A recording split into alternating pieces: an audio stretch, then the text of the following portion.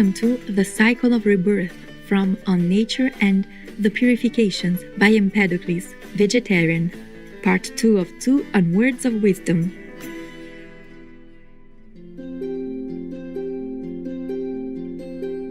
Empedocles was born in 494 BC in the ancient Greek city of Akragas, situated in Sicily.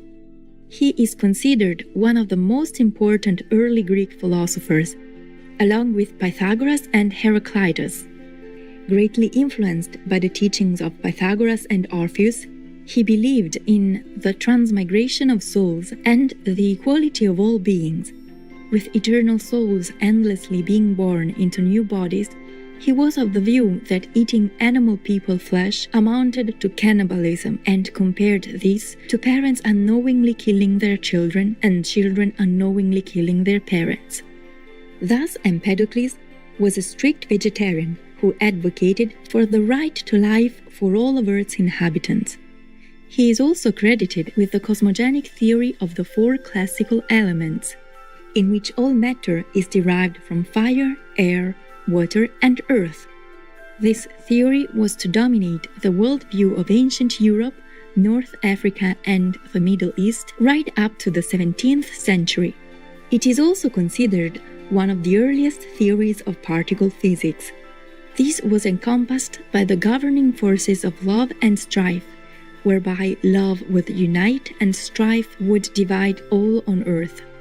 As a brilliant orator and poet with a deep knowledge of spirituality and the natural sciences, Empedocles' teachings are full of wisdom and insight.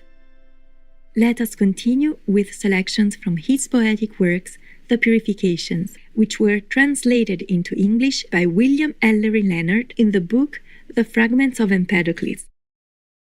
The Purifications, Expiation, and Metempsychosis.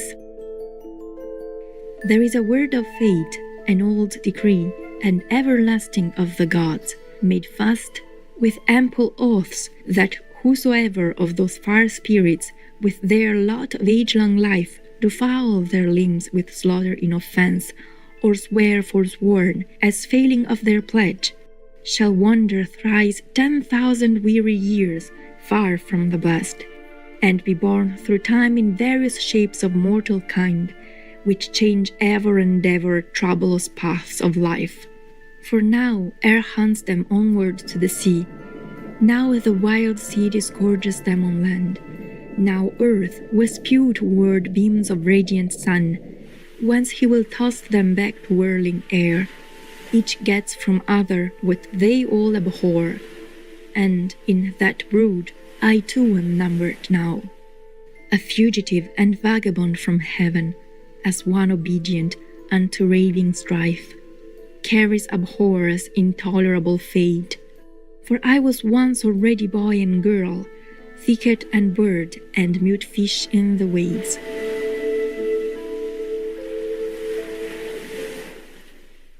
This earth of ours, I wept and wailed, beholding the strange place. From what large honor and what height of bliss am I here fallen to move with mortal kind? This vale of tears, a joyless land, where slaughter and grudge, and troops of dooms besides, where shriveled diseases and obscene decays, and labors burdened with the water jars, do wander down the dismal meads or plains of bane. There was Earth Mother, there the far-peering maiden of the sun, and bloody quarrel and grave-eyed harmony, and there was fair and foul, and speed and late, black-haired confusion and sweet maiden sure, growth and decay, and sleep and roused from sleep, action and rest, and glory many-crowned, and filth, and silence and prevailing voice. O mortal kind, O ye poor sons of grief, from such contentions and such sighings sprung. The changing forms. For from the living he the dead did make, their forms exchanging. All things does nature change, enwrapping souls in unfamiliar tunics of the flesh. The worthiest dwellings for the souls of men, when 'tis their lot to live in forms of brutes, are tawny lions, those great beasts that sleep couched on the black earth up the mountainside. But when in forms of beautiful plumed trees they live, the bays are worthiest for souls. The Golden Age.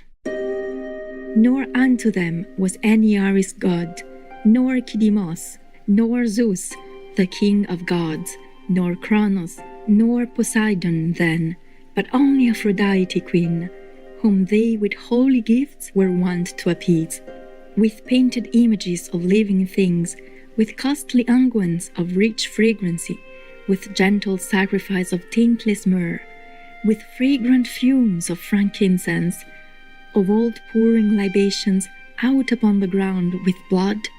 Of many bulls was ever an altar stained, but among men 'twas sacrilege most vile to revolve or steal life and eat the goodly limbs. The sage. Was one among them there, a supreme man of vastest knowledge, gainer of large wealth, of understanding, and chief master-wise, of diverse works of skill and wisdom all. For whensoever he sought with scope and reach of understanding, then 'twas his to view readily each and everything that ever in 10 or 20 human ages throve. Those days. All things were tame and gentle toward men, all beasts and birds, and friendship's flame blew fair.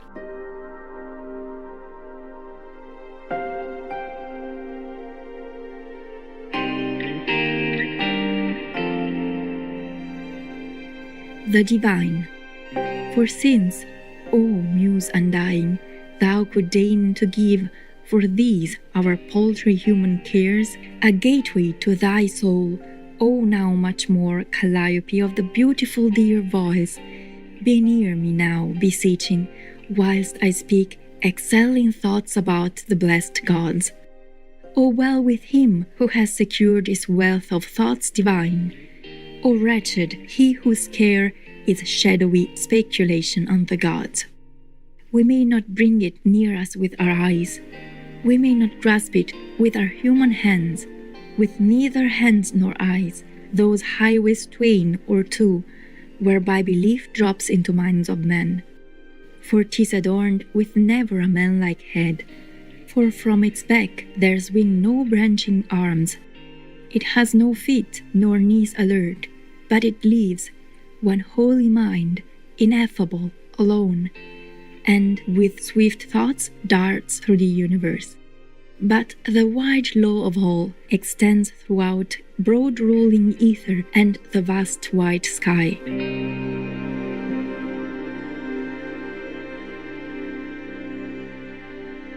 Animal sacrifice. Will ye not cease from this great din of slaughter?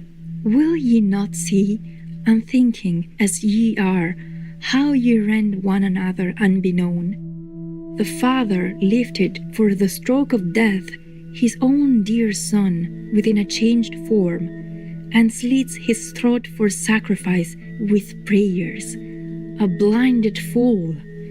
But the poor victims press, imploring their destroyers, yet not one but still is deaf to piteous moan and wail. Each slits the throat, and in his halls prepares a horrible repast. Thus too the son seizes the father, children the mother seize, and revolve or steal life and eat their own dear flesh, drawing the soul as water with the bronze. Ah, woe is me, that never a pitiless day destroyed me long ago, ere yet my lips did meditate this feeding's monstrous crime. Sin.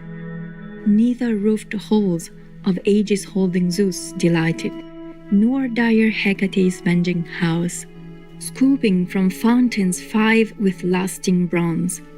Oh, fast from evil doing, since wildered by your evil doings huge, never shall ye free your life from heavy pains.